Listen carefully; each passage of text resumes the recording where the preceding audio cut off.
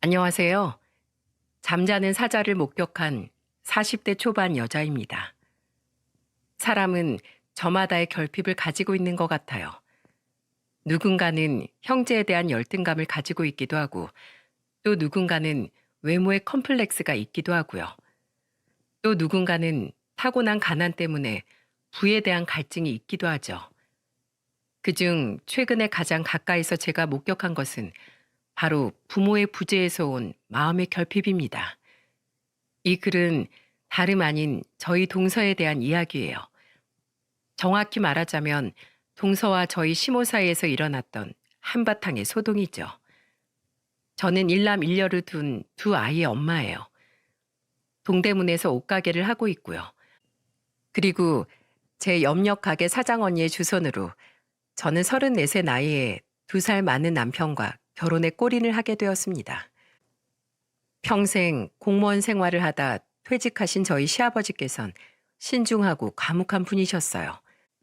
반면 시장에서 젓갈 장사를 하시던 시모는 조금 언행이 가벼우셨죠. 게다가 그렇게 나오는 말과 행동들이 주로 사람을 괴롭고 화나게 하는 종류의 것들이었어요.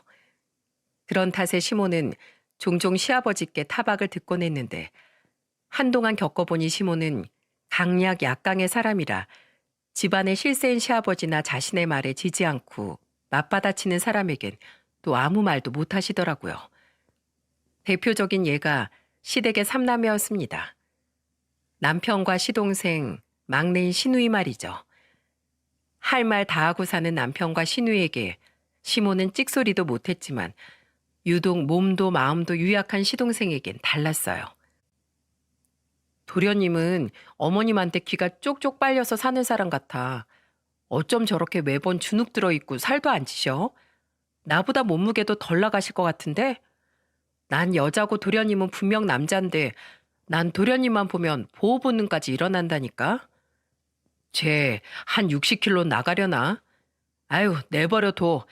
윤철이 걔가 학창 시절부터 얼마나 엄마한테 시달렸는지 몰라. 그래서 나도 엄마한테 뭐라고도 해보고 너도 할 말 있으면 사람 눈 보고 똑바로 얘기하라고 윤철이를 다그치기도 했는데 자긴 무서워서 못하겠대. 어린애도 아니고 다 큰 성인이 스스로 변화할 생각이 없는데 어쩌겠어?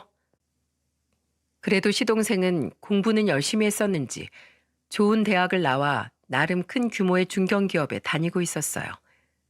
하지만 회사에서도 이리저리 치어다니는지 항상 퇴근할 즈음엔 피죽도 못 얻어먹은 꼴을 하고 집에 들어왔다고 남편이 말해주더군요. 결혼 초반에 시모는 저만 보면 못 잡아먹어 안달을 냈습니다. 초장에 기선 제압을 하려는 의도가 딱 보이더라고요. 시모는 며느리라면 무조건 자기 아래라고 생각하는 사람이었거든요. 그런 시모에게 처음 맞는 며느리인 저는 아주 좋은 먹잇감이었을 테죠. 하지만 시모의 그런 행동은 얼마 가지 못하고 끝나버렸어요. 언제 한 번은 평일 아침 식사를 하고 있는데 시모가 대뜸 제게 전화를 걸어 이러더군요. 예, 지금 아침상 사진 좀 찍어서 보내봐라. 내가 우리 아들 결혼해서 아침밥은 잘 얻어먹나 뭘 먹고 다니나 궁금해서 검사 좀 해야겠다. 참 기가 찼어요. 시모가 뭘 원하는지 눈에 훤해서 말이죠.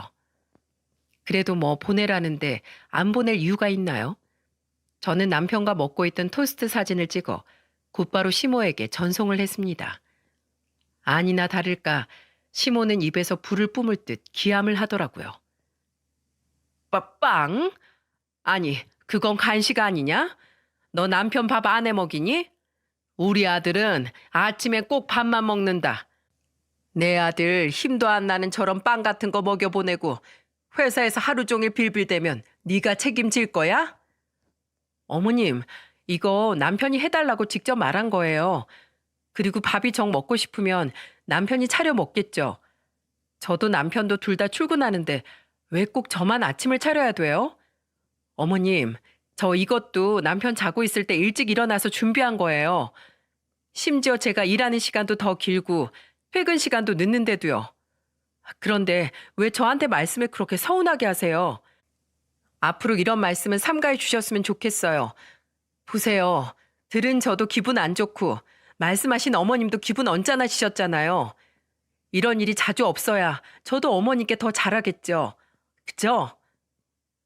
시모는 어버버하며 말을 잇지 못하다가 이내 전화를 끊어버렸습니다. 일단 대꾸는 했지만 저는 내심 제 성질을 죽이지 못한 것 같아 후회가 되어 통화 내용을 모두 들은 남편에게 물었어요. 그래도 당신 어머니인데 내가 말이 너무 심했나? 미안해. 이 망할 놈의 쌈닦기질. 결혼해선 고쳐야 하는데. 아니야, 됐어. 잘했어. 당신 말 틀린 거 하나 없는데 뭐. 그리고 우리 엄마는 내가 잘 아는데 차라리 처음 저러실 때 이러는 게 나아. 그래야 앞으로 며느리 함부로 대하면 안 되는 줄 알고 안 그러지. 무작정 자신의 부모라고 편들지 않고 제 입장에 서서 말해준 남편에게 고마웠습니다. 그러면서도 한편으론 시모 성격이 오죽했으면 아들인 남편이 저렇게 말을 하나 싶기도 했죠. 이후에도 시모는 포기하지 않고 몇 번이나 저에게 기선제압을 시도했습니다. 저는 남편의 말 덕분에 다행히 한결 마음 편하게 시모의 말을 맞받아칠 수 있었죠. 가령 갑자기 주말에 집으로 쳐들어와 집의 청소 상태를 점검한답시고 제게 잔소리를 한다거나 제 가게까지 찾아와 제 일을 남편의 일에 비하면 몸쓰는 노동직이라며 비하하기도 했었는데 그럴 때마다 저는 웃음을 잃지 않고 시모에게 이렇게 말했었네요. 너는 아내라는 애가 집안 꼴을 이렇게 해놓고 사니? 아이고, TV 위에 앉은 먼지 좀 봐라. 이 먼지 다 들이마시면 내 아들 폐렴이라도 걸리겠다. 뭐해? 얼른 손걸레 가져오지 않고. 어머님, 저도 그러고 싶은데요. 제가 지금 약속 때문에 나가봐야 해서요. 미리 말씀 주시고 오셨으면 제가 약속 시간 좀 늦췄을 텐데. 그러니까 다음부턴 이렇게 엇갈린 일 없게 꼭 연락 주시고 오세요. 아셨죠? 여보, 폐렴 걸리기 싫으면 얼른 손걸레 가지고 와서 TV 위에 먼지 좀 닦아. 어머님이 시키셔. 어머님, 그럼 다음에 봬요. 오신 김에 남편이랑 저녁 먹고 가세요. 이 사람 요리 솜씨가 저는 저리 가라예요. 넌 하루 종일 가게에 들어앉아서 어서 오세요, 사세요 이런 말만 하고 앉았는데 뭐가 그렇게 힘들다고 회사에서 스트레스 받는 내 아들한테 아침상 하나 제대로 못 차려준다는 거냐? 어머님, 어서 오세요, 사세요 하면서 저처럼 남편 연봉보다 더 벌어들이려면요. 도매시장 가서 발에 물집 잡히도록 뒤지고 발품 팔고 가게 와선 재고 정리도 하고 해야 하는 거예요. 어머님도 장사 해보셔서 알잖아요. 사실 장사가 몸고생 마음고생 하면서 제일 큰 중노동인 거 어머님이 제일 잘 아시죠? 어머님, 그러고 보니까 우린 같은 일 하는 동지네요. 에휴, 그렇지. 장사가 힘들지. 결국 시모는 제가 결혼한 지 1년도 되지 않아 저에게 두 손 두 발 다 드셨습니다. 어느 명절날 하루 종일 서서 음식하고 이제 막 의자에 엉덩이 좀 붙이려는 저를 시모가 잽싸게 쳐다보길래 저는 시모가 또 제게 한 소리 할 줄 알고 얼굴에 미소부터 장착했어요. 그러자 시모는 아직 제가 아무 말도 하지 않았는데 몸서리를 치며 이렇게 말씀하셨죠. 수고했다고 말하려고 했다. 수고했다고. 그렇게 웃지 좀 말어. 무섭다 무서워. 내가 넌 못 이기겠어. 내가 졌으니까 너 알아서 마음대로 편하게 살아. 에이, 그래도 어머님, 저 미워하시면 안 돼요. 아셨죠? 우리 사이좋게 지내요, 어머님.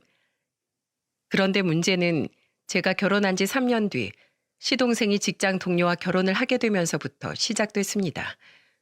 시모는 처음부터 동서에게 부모가 없다는 이유로 결혼을 반대했었죠. 하지만 시아버지는 시동생을 따라 인사를 왔던 동서가 마음에 드셨는지 결혼을 허락하셨어요. 시모는 시아버지의 의견에 결사적으로 반대했지만 그래도 시아버지의 뜻을 꺾지 못하셨죠. 우리 집이, 아니 우리 윤철이가 뭐가 부족해서 고아 며느리를 드려요? 부모든 자식이든 사람으로 태어났으면 언제든 한 번은 죽는 거야. 당신은 뭐 영원히 이 세상에서 벽에 똥치라고 살 줄 알아? 어른이 돼서 자식 버린 애를 감싸주지 못할 망정. 그리고 그 애가 왜 고아야? 그 애 12살에 부모님 사고로 돌아가시고 나서 외조모가 쭉 키우셨다며. 게다가 나이 든 할머니 손으로 손녀 잘 키워서 대학도 보내고 윤철이네 회사 같은 좋은 회사에 취직도 시켜놨는데 대체 뭐가 부족하다는 거야? 시끄럽고 그런 말도 안 되는 이유로 반대할 거면 그만둬. 시모는 하는 수 없이 나간 상견례 자리에서도 동서와 동서의 외할머니가 도착을 할 때까지도 계속해서 불평불만을 늘어놓았어요. 자식 이기는 부모 없다고. 우선 그렇게 서로 좋다고 하니 내가 허락은 해주겠다만 진짜 마음에 안 든다. 마음에 안 들어. 세상에 우리 집안이 어떤 집안인데 그런 고아를. 하지만 제일 속이 터지는 부분은 따로 있었어요. 그건 바로 그런 시모 옆에서 짜증 한번 못 내던 시동생이었죠. 엄마, 그러지 말아요. 저 잘 살게요. 누가 보면 시동생이 뭔가 잔뜩 잘못한 사람인 줄 알겠더라고요. 하지만 시모의 만행은 동서와 외할머님이 도착한 후가 화룡점정이었어요. 두 사람이 방으로 들어와 인사를 하며 앉자마자 시모는 인사조차 무례하게 하더군요. 안녕하세요. 지윤이 외할머니입니다. 이렇게 나와주셔서 감사합니다. 네, 윤철이 애미입니다. 저기 뭐야, 단도직입적으로 묻겠습니다. 부모로서 염려가 돼서요. 지윤이 부모님이 애 12살에 죽었다면서요? 교통사고로 죽은 거 맞아요? 어디 유전되는 병이 있거나 했던 건 아니죠? 와, 정말 기함을 했습니다. 어떻게 처음 만난 자리에서 인사를 하자마자 그것도 상견례 장소에서 저런 말을 할 수가 있나요? 그것도 면전에 대고 돌아가셨다라는 표현도 아닌 죽었다라는 무례한 표현을 쓰며 말이에요. 반면 외할머님은 시모와 달리 끝까지 예의 있는 모습을 잃지 않으려 노력하시더라고요. 네, 저희 딸 부부가 교통사고로 일찍이 하늘나라에 갔습니다. 그래도 우리 지훈이 부모 없이 컸어도 모난 부분 없이 바르게 자랐어요. 그러니까 우리 지훈이 많이 예뻐해 주세요. 저는 그거면 됩니다. 부디 잘 부탁드려요. 결국 상견례 자리는 끊임없는 시아버지의 사과로 끝이 났습니다. 동서의 외할머니께선 괜찮다고 애써 말씀하시곤 가셨지만은요. 하지만 정작 자리의 주인공이었던 시동생은 결국 끝까지 시모에게 싫은 소리 한번 하지 못하고 상견례 자리에서도 시댁으로 돌아와서도 고개만 푹 숙이고 있더군요. 저는 그날 이후로 시모와 시동생에 대한 인상이 많이 바뀌었어요. 사람이 조금 모난 구석이 있긴 해도 그렇게까지 나쁜 사람은 아니라고 생각했던 시모에게 오만정이 떨어졌고 유약하긴 해도 숨겨진 강단이 있을 거라고 믿던 시동생은 결혼할 자기 여자 하나도 지키지 못할 멍청이라고 여기게 되었죠. 그래도 어찌저찌 두 사람은 결혼을 했습니다. 시동생 부부의 결혼은 시작부터도 험난함을 피하지 못하더군요. 시동생 부부는 처음에 아파트 한 채를 구해서 들어가 살려고 했는데 나중에 동서에게 듣기론 어느 날 시모가 동서를 불러 이렇게 말하더랍니다. 넌 부모 손에서 못 자랐으니까 내 아래에서 가정교육 좀 다시 받아야겠다. 3년만 내 아래에서 제대로 배우면 내가 그때 내보내주마. 시동생 부부는 그렇게 시댁으로 들어가게 되었습니다. 솔직히 저였다면 저런 말을 듣는 순간 당장에 자리를 박차고 나와버렸을 것 같아요. 그런데 제 말을 들은 동서는 제게 이렇게 말하더군요. 그래도 저는 부모님이 안 계셨잖아요. 어머니 말씀대로 시부모도 부모님인데 어련히 잘 해주시겠죠. 게다가 저 비록 엄마 아빠는 아니지만 어머님 아버님이라고 이렇게 자꾸 부를 수 있는 사실만으로도 조금 기뻐요. 제가 잘하면 어머님도 언젠간 절 인정하고 예뻐해 주시겠죠. 그렇게 착해 빠진 동서가 어찌나 딱하고 예전한지 이유 저도 모르게 자꾸만 동서가 신경이 쓰이더라고요. 바보 같고 미련하다고 느껴지기도 했지만 오죽 부모님이 그리웠으면 저렇게 말을 할까 싶기도 해서 차마 그런 동서를 타박할 수가 없었죠. 그래서 저는 동서에게 쓴소리를 하는 대신 더 자주 만나서 친구처럼, 때론 언니처럼 따뜻하게 챙겨주려 노력을 했습니다. 그렇게 만나는 와중에 동서에게 들은 시모의 행동은 정말이지 혀를 내두를 정도더군요. 형님, 지난 일요일엔 어머님이 저한테 갑자기 빨간색 앞치마를 던지시더라고요. 그거 들고 따라오라고요. 그래서 따라갔더니 글쎄 어머님 젓갈 가게인 거예요. 거기서 저한테 오세요, 오세요 하고 손뼉치면서 호객행위를 하라고 강요를 하시더라고요. 그래서 좀 어색하긴 해도 어머님 돕는 일이라고 생각하고 열심히 했는데 저 그날 어머님한테 뒤통수 한 대 세게 맞았어요. 그렇게 어색해하는 거 다 티내면 오던 손님도 민망해서 도망간다고. 저 때문에 장사 다 망쳤다면서 막 화를 내시는 거예요. 형님, 저 어머님 열심히 이해하려고 노력하면서 살고 있는데요. 가끔 그때 같은 날이면 조금 힘에 부쳐요. 저 프로젝트 때문에 평일 내내 야근하고 심지어 토요일도 출근해서 저녁에 들어온 걸 어머님도 다 아셨는데요. 어느 날은 이런 일도 있었답니다. 한 번은 동서와 저 둘 다 퇴근하고 만나서 저녁을 먹고 함께 시댁으로 향한 적이 있었는데 시모가 문이 열리자마자 동서에게 얼마나 갖은 욕을 해댔는지 몰라요. 너 전화로 나한테 8시까지 들어온다고 하지 않았니? 그런데 지금 시간이 몇 시야? 8시 25분이나 됐잖아. 너 시애미가 우습냐? 우스워? 정말 사람을 얼마나 쥐잡듯이 잡던지요. 시아버지가 자리에 계셨으면 시아버지라도 뭐라고 한 소리 하셨을 텐데 그날따라 집엔 시아버지도 안 계시더라고요. 저라도 시모에게 한 소리 할까 싶었지만 제가 가고 나면 시모가 또 동서를 얼마나 잡을지 눈에 훤히 보여 차마 속은 부글부글 끓는데 아무 소리도 못하고 전에 시댁을 나왔었네요. 이후 동서는 애써 웃으며 전화로 제게 이제 형님하고 밥도 못 먹겠네요 하고 말했습니다.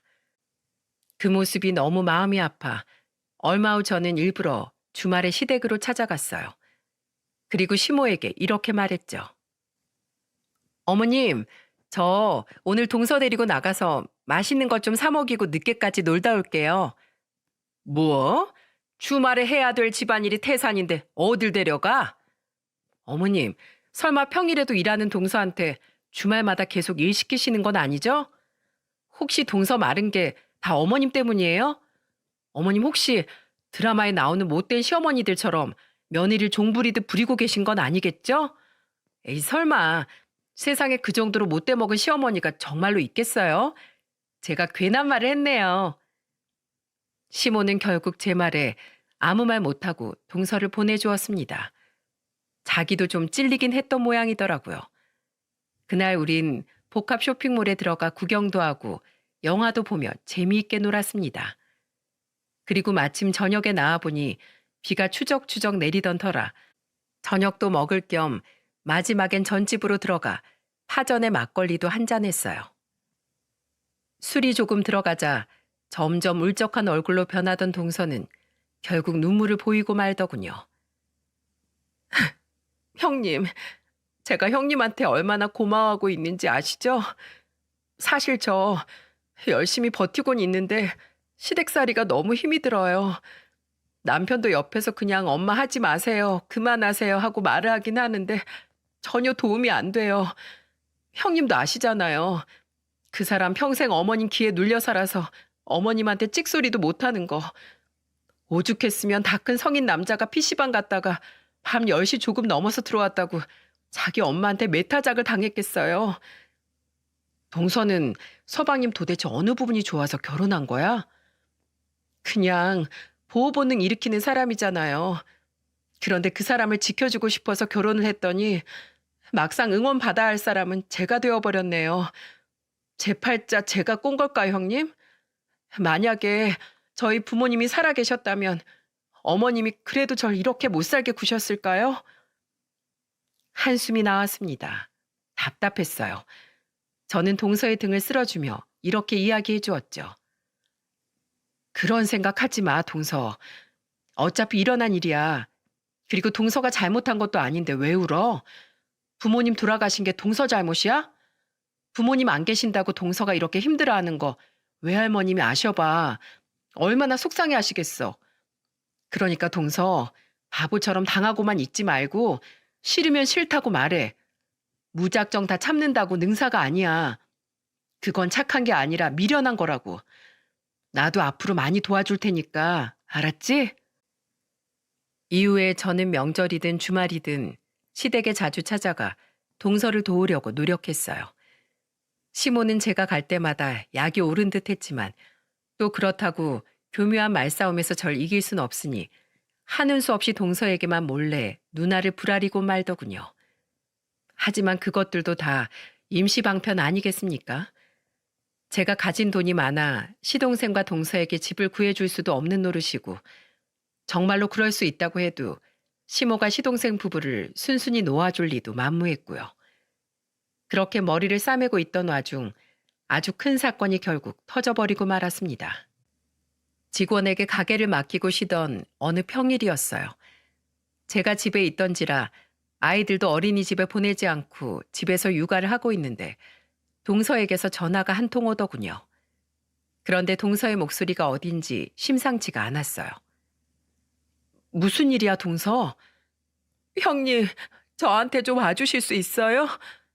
동서, 아니 목소리가 왜 그래? 지금 어딘데? 회사 안 갔어? 형님, 저 병원이에요.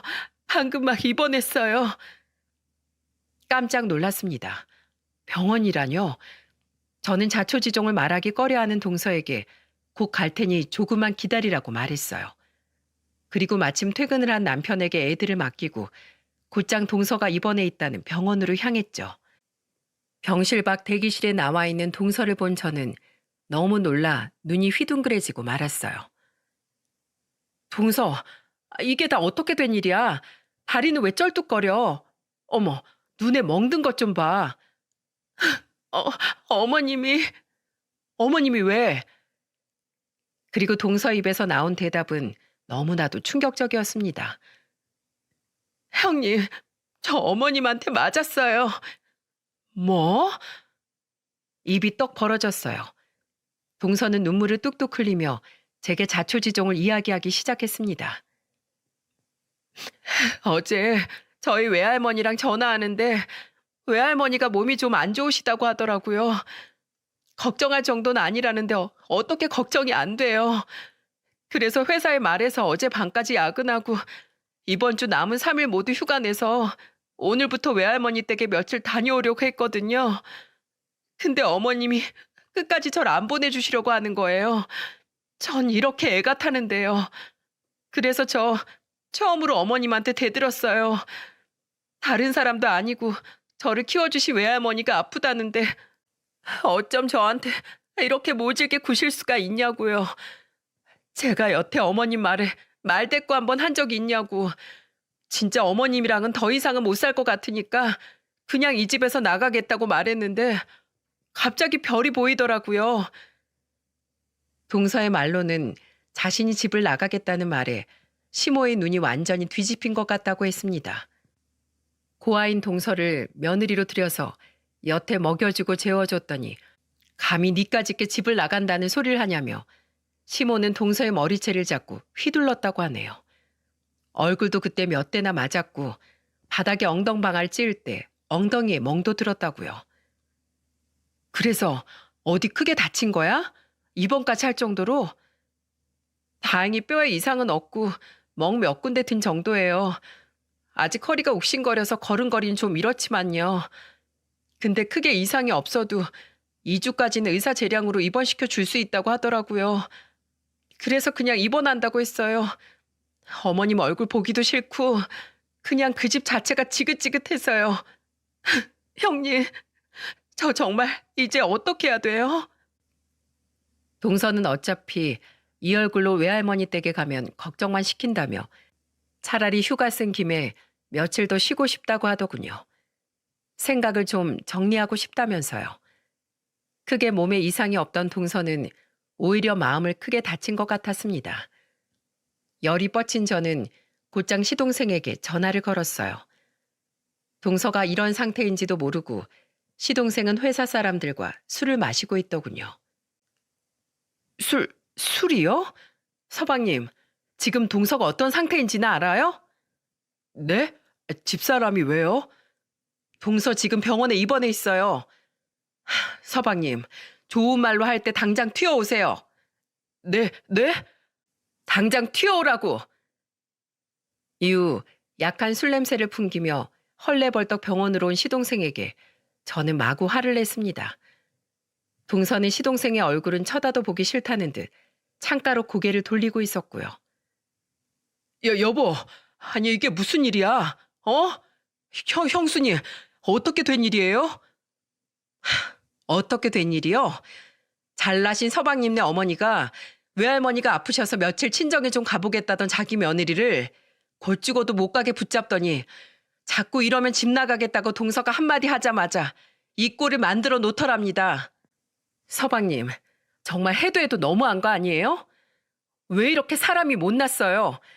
남편이란 사람이 제 엄마를 감당 못할 거였으면 결혼을 하지나 말든가. 일단 결혼을 했으면 자기 아내 앞에서 방패막이라도 되어주던가 할 것이지. 서방님이 얼마나 만만한 존재였으면 어머님이 며느리를 이 지경으로 만들어요. 서방님, 진짜 언제까지 이렇게 사실 건데요? 네? 그 작고 마른 시동생은 감수성은 또 어찌나 예민한지 제가 몇 마디 했다고 동서 앞에서 눈물을 펑펑 쏟더군요. 정말 한숨만 나왔습니다. 어쩜 사람이 싫은 소리 몇 마디만 들으면 곧장 울어버린단 말인가요? 여보, 내가 무능력하고 한심해서 미안해. 타고나길 이렇게 생겨먹어서 미안해. 아, 그만 좀 우세요. 울지만 말고 앞으로 어떻게 할 건지 해결 방안을 말씀해 보시라고요. 보다 못한 제가 울지 말라며 성질을 냈지만 시동생은 그저 엉엉 울기만 했어요. 그런 시동생의 말을 가만히 듣던 동서는 고개를 돌려 시동생을 마주보고 나지막이 입을 열었습니다. 그리고 동서 입에서 나온 말에 시동생은 너무 충격을 받았는지 그 자리에서 그냥 굳어버렸어요. 저 또한 의외의 말에 눈이 동그래졌고요. 그래 여보, 우리 이혼하자. 나 도저히 이렇게 못 살겠어. 내가 웬만하면 더 이상 부모도 가족도 잃고 싶지 않아서 악착같이 참고 견뎠는데 이젠 아니야. 내가 뭐 어머님께 죄졌어?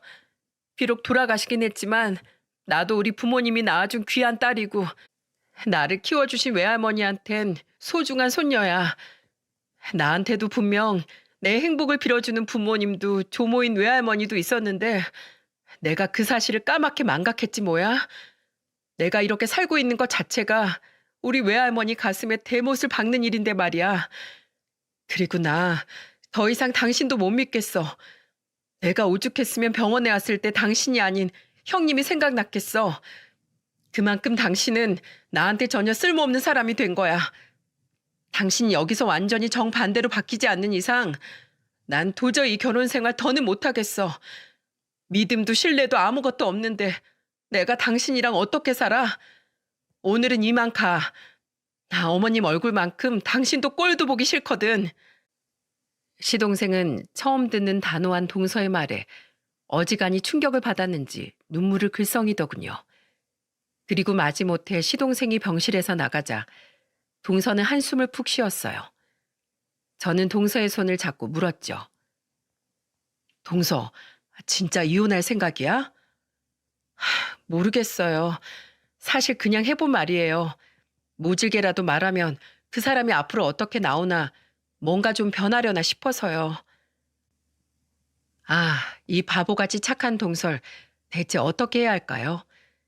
게다가 동서는 회사의 말에서 2주를 꽉 채워 쉬라는 제 만류에도 결국 입원한 지 3일 만에 퇴원을 하더군요. 이렇게 피하기만 해서야 뭐가 해결이 되겠나 싶다고요. 사람이 참 딱하기도 하고 바보 같기도 한 것이 참 안타까웠어요. 그때 생각했죠. 아무래도 누구 하나 화병으로 죽어나가는 꼴을 보지 않으려면 가족의 화합을 위해서라도 시모의 길을 꺾어 놓는 방법밖에 없다고 말이죠. 이후 저는 이전보다 훨씬 더 자주 시댁을 방문하기 시작했습니다. 이전엔 많아야 일주일 혹은 2주에 한 번을 갔었다면 그때부턴 일주일에 거의 3일가량을 방문하기 시작했어요. 그리고 그때마다 교묘하게 시모를 따라다니며 귀찮게 굴었죠. 어머님, 저 왔어요. 왔니? 무슨 일이야? 그냥 같이 밥이나 먹으려고요. 어머님, 저 배고파요. 어, 어? 그래. 얘 둘째야. 저 가서 네 형님 밥 좀 차려라. 아니요. 저 어머님이 해주신 된장찌개 먹고 싶어요. 어머님이 직접 끓여주세요. 동서가 끓인 건 영 맛이 없더라고요. 어머님 빨리요. 저 배고파요. 또는 아예 대놓고 시모를 저격하기도 했습니다. 동서, 내가 우리 가게에서 신상품 좀 가져왔거든? 완전 핏이 예쁘게 나왔어. 이거 좀 입어봐.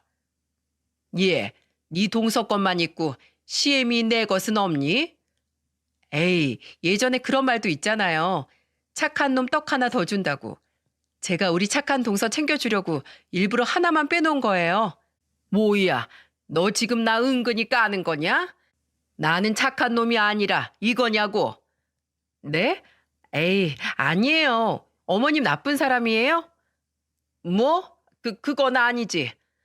그러니까요. 괜히 찔리시는 게 아니면 오해하지 마세요. 아셨죠?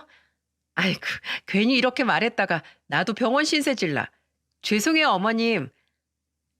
시모는 제 말에 얼굴이 불그락 푸르락해지더니 이내 씩씩거리며 안방문을 쾅 닫고 들어가더군요.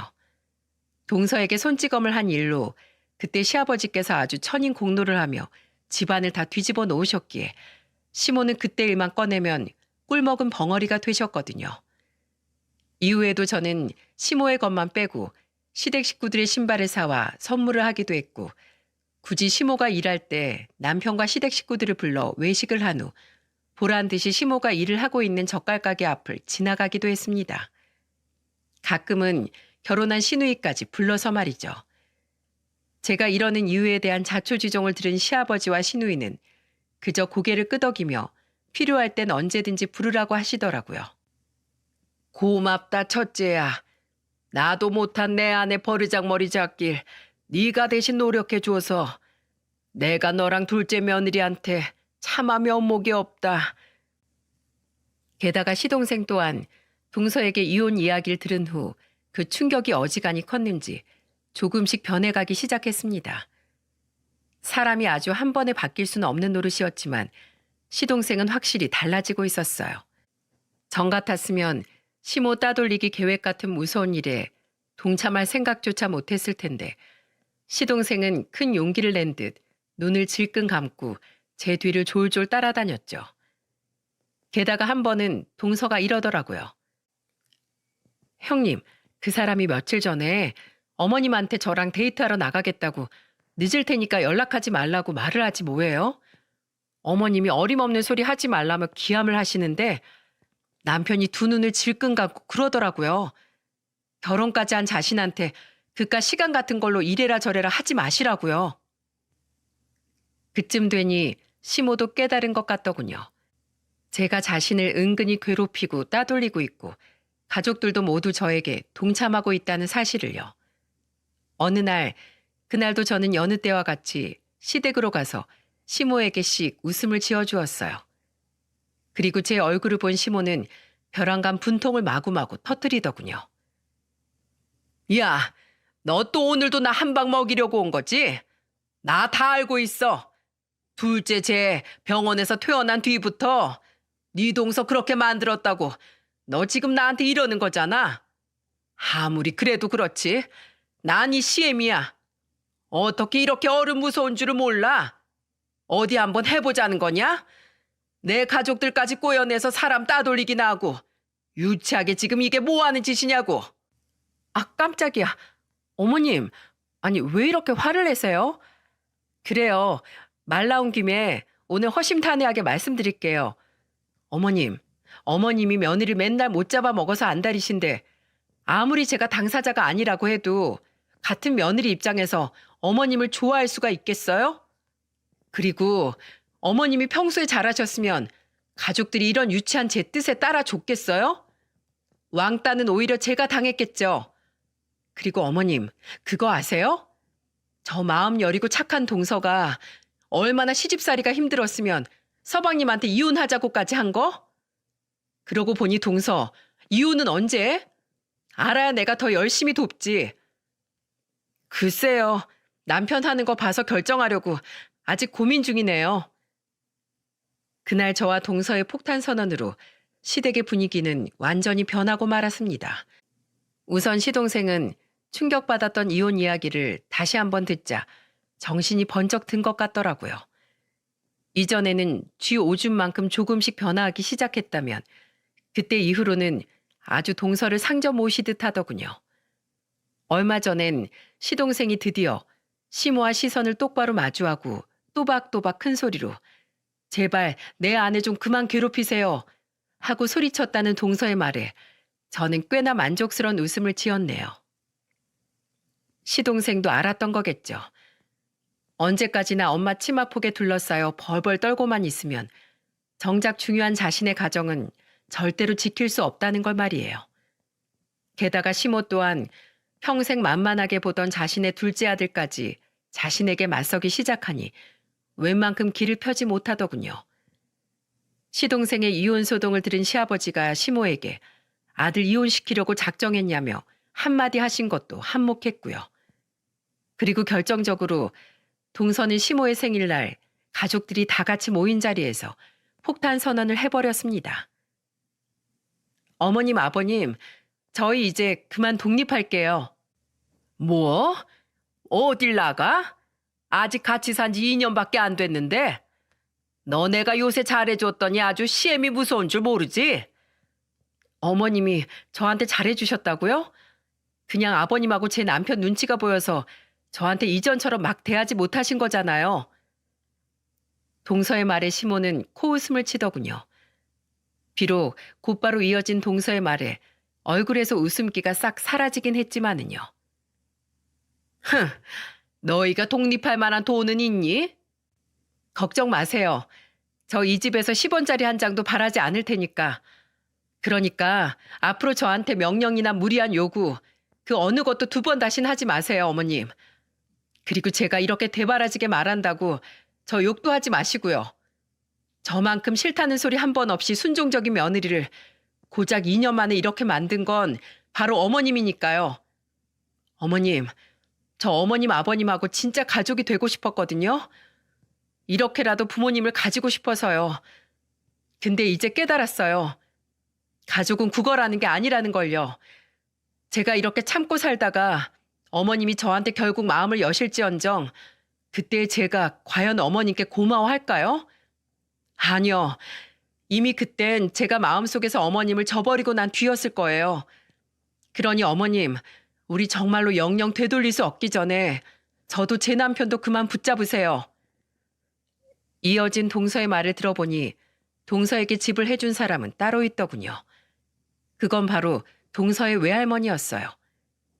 동서의 말에 따르면 외할머니께서 젊은 시절 모아두신 돈과 외할아버지의 유산, 그리고 동서 부모님의 사망 보험금까지 더해져 외할머니의 재산이 적지 않았다고 해요.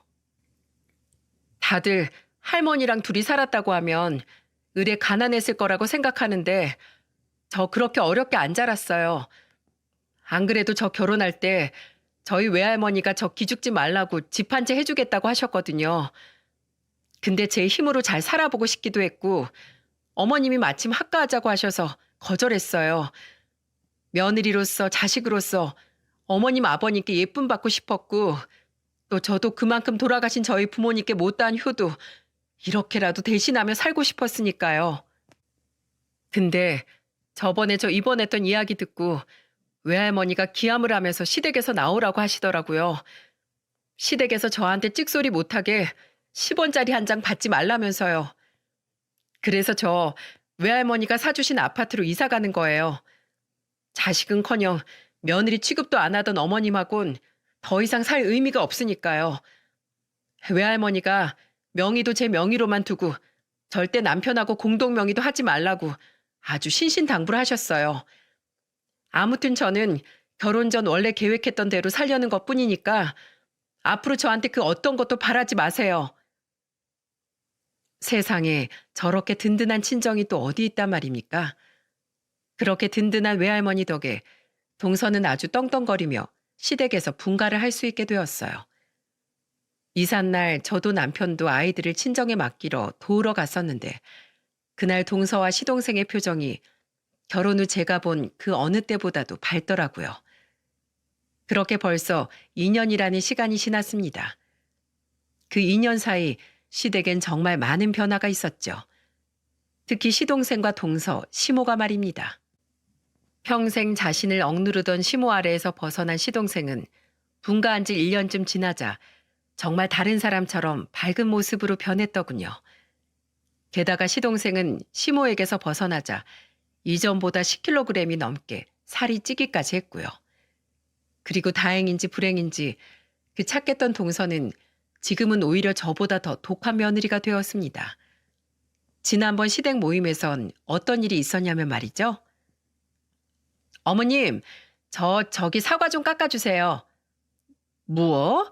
내가 직접? 네, 저 임신했더니 자꾸 사과가 당겨서요. 저 예전엔 하도 어머님이 시켜서 집안일을 많이 했던 터라 이제 이 집에선 집안일 하기 싫어요. 아주 이골이 나서. 그러니까 어머님이 좀 깎아주세요. 아, 저거 제일 빨간 걸로요. 예쁜 거로. 시모는 동서의 말에 입을 떡 벌리면서도 동서가 너무 당당하게 시모의 지난 과거까지 끄집어내면서 부탁하자 차마 할 말이 없었는지 동서가 가리킨 사과를 깎더라고요. 뭔가 그 상황이 웃겨서 저는 그만 참지 못하고 웃음을 터뜨리고 말았네요. 그리고 함께 웃음을 터뜨린 건 시아버지와 시누이도 마찬가지였어요. 예전 상황을 대충 전해 듣기만 했던 시누이의 남편이 시매부는 이게 무슨 상황인가 싶어 어리둥절해하고 있었고요.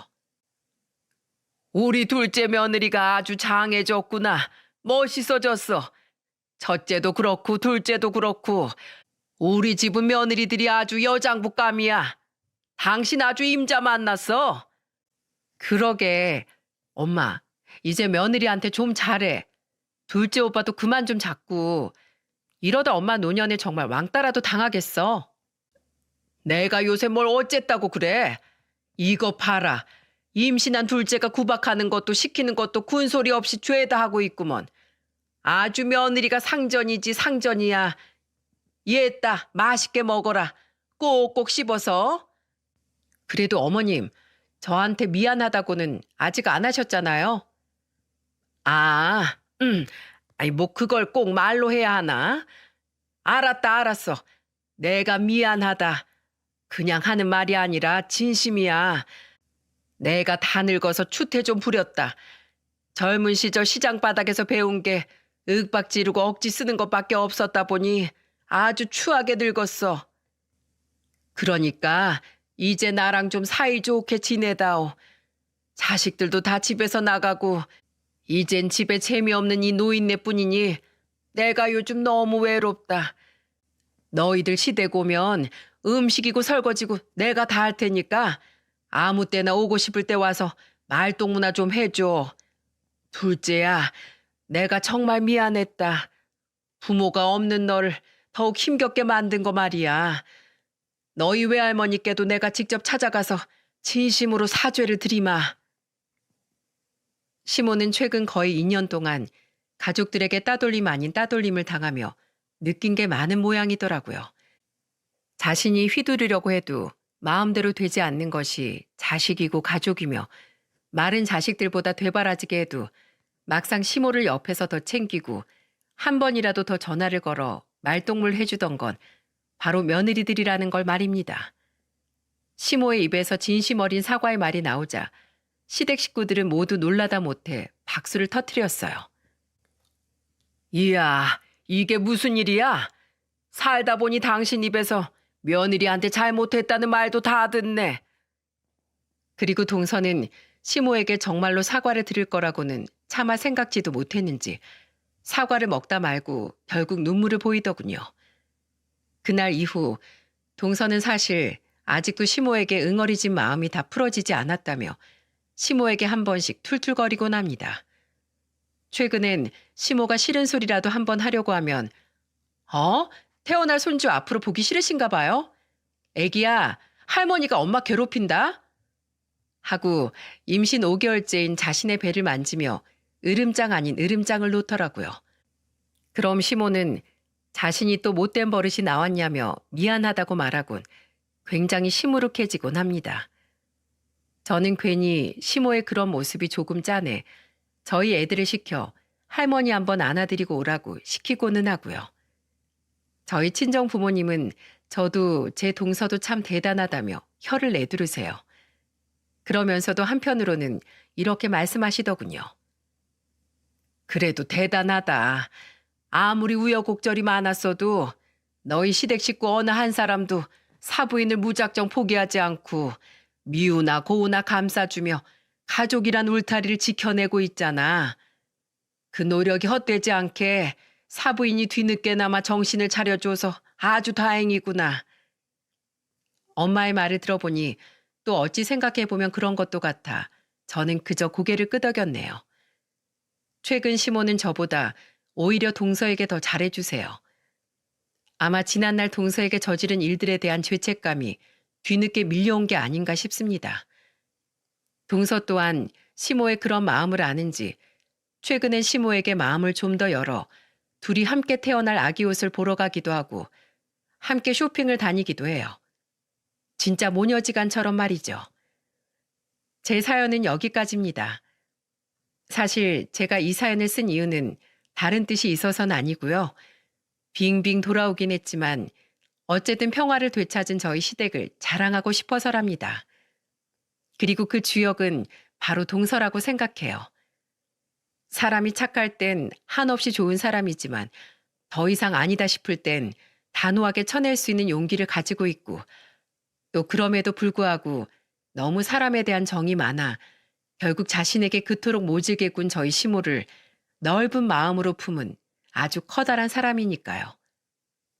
가끔씩 시모에게 부리는 투정은 뭐 애교 정도로 봐도 무방하겠죠?